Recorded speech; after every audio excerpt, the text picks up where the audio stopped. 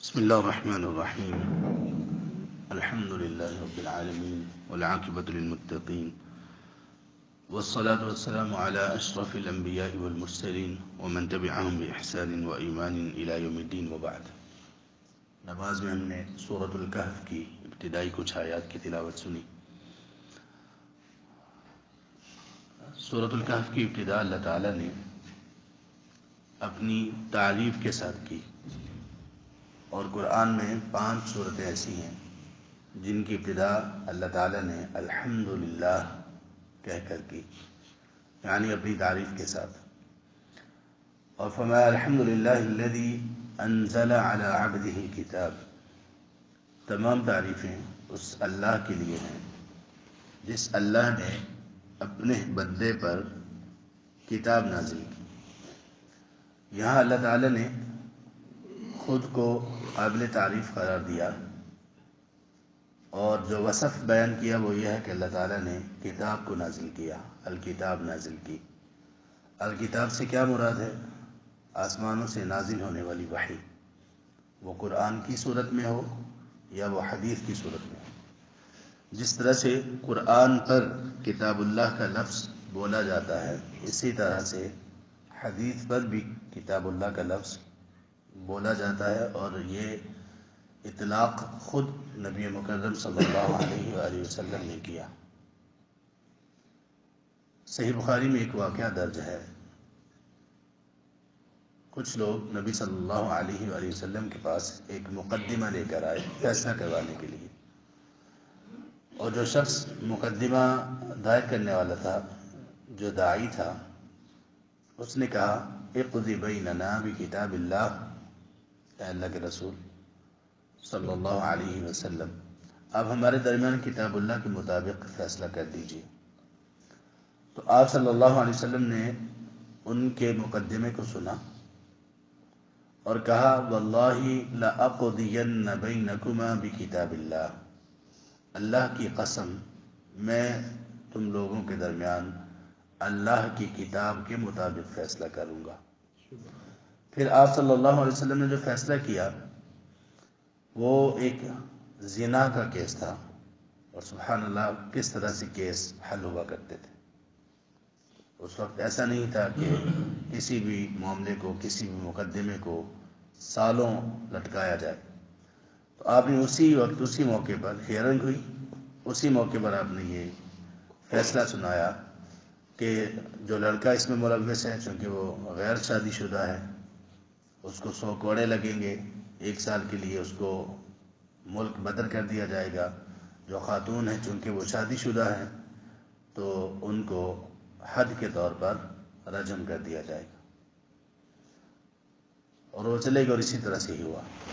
آپ صلی اللہ علیہ وسلم نے جلاد کو بھیجا اور کہا اس خاتون سے پوچھو، اگر وہ اقرار کرتی ہے تو اس کو رجم کر دو، اگر اقرار نہیں کرتی تو پھر ظاہر ہے کہ ثبوت پورے ہوں گے تو رجم کیا جائے گا، ورنہ چھوڑ دیا جائے گا.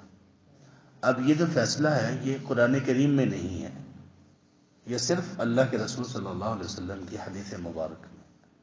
اس کا مطلب ہوا کہ حدیث پر بھی کتاب اللہ کا لفظ خود نبی مکرم صلی اللہ علیہ وسلم نے بولا ہے، اور اس لیے بولا ہے، جیسا کہ ہم نے اس پر بڑی تفصیل سے کچھ گفتگو پہلے کی ہے، کہ جس طرح سے قرآن وحی ہے اسی طرح سے حدیث وحی ہے.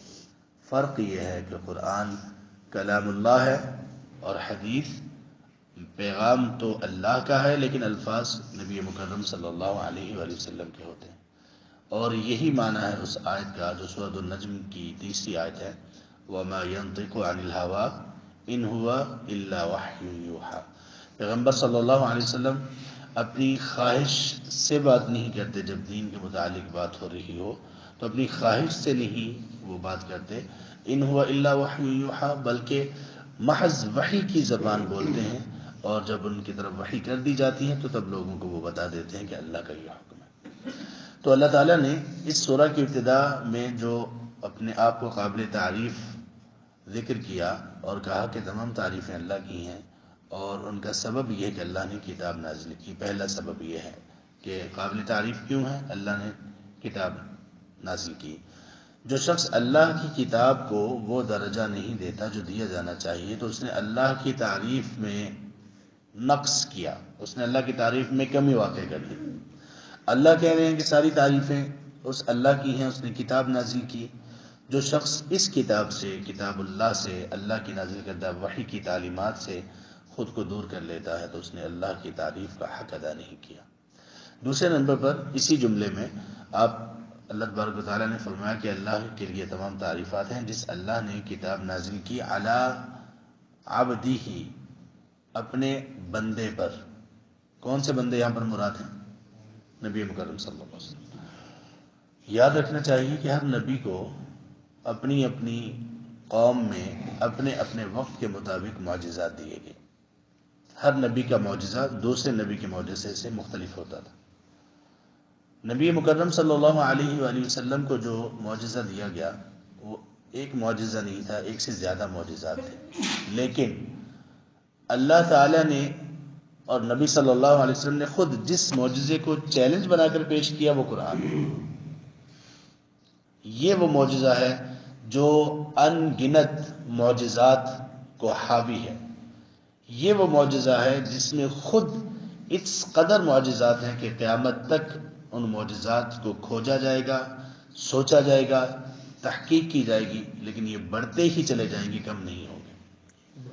جب اللہ تبارک و تعالیٰ نے اتنی بڑی چیز کا ذکر کیا تو اپنے پیارے پیغمبر صلی اللہ علیہ وآلہ وصحبہ وسلم کا کوئی وصف ذکر نہیں کیا جو وصف عمومی طور پر ذکر کیا جاتا ہے۔ جیسے اللہ تبارک و تعالیٰ نے جب بھی آپ کو مخاطب کیا، سبحان اللہ، اللہ کی محبت دیکھیے، انبیاء کو مخاطب کیا، یا ابراہیم، یا موسیٰ، یا عیسیٰ، یا ہود، یا نوح، اس طرح سے مخاطب کیا، لیکن نبی صلی اللہ علیہ وسلم کو کہیں پہ بھی اس طرح سے مخاطب نہیں کیا۔ یا ایھا المزمل، یا ایھا المدثر، یا ایھا الرسول، اس طرح سے مخاطب کیا۔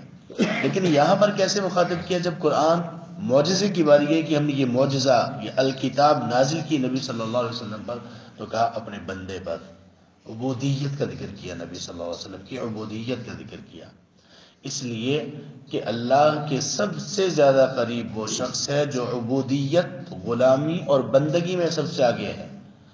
اور اس دنیا میں، اس کائنات میں انبیاء علیہ السلام انسانوں میں عبودیت میں، انسانوں اور جنات میں سے عبودیت میں سب سے آگے ہیں، اور ان انبیاء اور رسل میں سے ہمارے پیغمبر محمد کریم صلی اللہ علیہ وآلہ وصحبہ وسلم عبودیت میں سب سے آگے ہیں، اس لیے وہ سب سے اعلیٰ ہے، سب سے بالا ہے، سب سے افضل ہے، اور پوری کی پوری مخلوقات کے سردار ہیں، کیونکہ عبودیت میں سب سے اعلیٰ ہے۔ تو اگر ہم نے کوئی مرتبہ لینا ہے اللہ کے ہاں تو اپنے آپ کو اللہ کی غلامی میں بڑھائیے۔ یہ وہ غلامی ہے جس قدر زیادہ انسان اس غلامی میں بڑھے گا اسی قدر انسان دنیا کی اور دنیا کے لوگوں کی غلامیوں سے نکلتا چلا جائے گا۔ اس غلامی سے جب جب نکلے گا، کبھی دنیا کی غلامی کا شکار ہوگا، کبھی لوگوں کی غلامی کا شکار ہوگا، کبھی رسم و رواج کی غلامی کرے گا، کبھی اپنے معاشرے کی غلامی کرے گا، کبھی اپنی خواہشات کا غلام بن جائے گا۔ جگہ جگہ پر، قدم قدم پر اس کو غلامی کا سامنا ہوگا، جگہ جگہ پر اور در در پر اس کو اپنی جبین نیاز کو جھکانا پڑے گا۔ یہ رسوائی ملے گی جب اس غلامی سے نکلے گا۔ اس غلامی میں ہمیں آ جانا چاہیے۔ ہمارا بلند ہونا اسی میں ہے کہ ہم اللہ کے سامنے جھک جائیں، اور یہ غلامی صرف جسمانی طور پر جھکنا نہ ہو، دل بھی جھکے ہوئے ہوں، اور اللہ کی ہر تعلیم پر، ہر حکم پر سر تسلیم خم ہو۔ اللہ ہم میں یہ خو پیدا کر دے، اللہ ہم میں یہ حسن پیدا کر دے کہ ہم اللہ کی بندگی کا حسن اپنے اندر پیدا کریں، اور اللہ تبارک و تعالیٰ کے احکامات کے سامنے بالکل ہر موقع پر، ہر جگہ پر جھک جائیں اور اس کو ماننے کے لیے تیار ہوں، اور اس کو پھر بہترین طریقے سے ہم مانیں اور اس پر عمل کریں۔ ہمارا رب ہم سے راضی ہو جائے، ہمارا رب ہمیں معاف فرما دے، ہم سے درگزر فرمائے، ہماری لغزشوں کو معاف فرمائے، ہمارے دلوں کو اللہ تبارک و تعالیٰ ایمان کا گہوارہ بنا دے، نفاق، حسد، بغض جیسی بیماریوں سے اللہ ہمیں بچا لے۔ اللہ تبارک و تعالیٰ اپنی رحمت سے ہمیں خیر کے اوپر سلامتی عطا فرمائے، اور ہمیشہ مستقل مزاج رکھے دین پر اور دین پر عمل کرنے میں، اور اللہ تبارک و تعالیٰ ہمارا خاتمہ سب سے بہترین اور سب سے حسن والے عمل پر کرے۔ کہ جب اللہ ہم سے راضی ہو اور ہم اللہ سے راضی ہوں۔ سبحانک اللہم و بحمدک، اشہد ان لا الہ الا انت، استغفرک و اتوب الیک۔